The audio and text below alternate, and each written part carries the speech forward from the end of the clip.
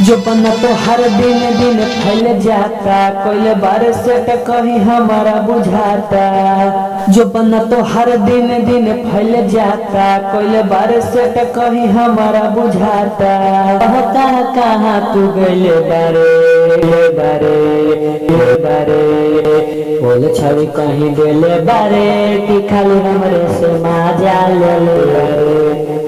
हाँ गजबे कमर तोहर तिरछी नजरिया दे कहीं में कहे लोग माल बारू बढ़िया। हाँ गजबे कमर तोहर तिरछी नजरिया दे कहीं में कहे लोग माल बारू बढ़िया। हमरा रखेलू हरदम वेटिंग, जनता निकले बारू के करा से सेटिंग। कोयला पफन काले काट तारे बोल छोड़ी कहीं देले बारे कि खाली हमरे से मजा ले बारे।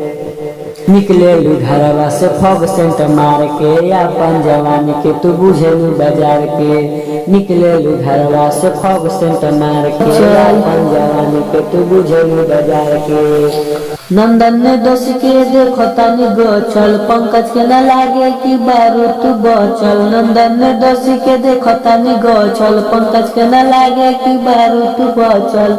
अबल बारे की अकेले बारे बोल छौड़ी कहीं देले बारे कि खाली हमरे से मजा ले बारे।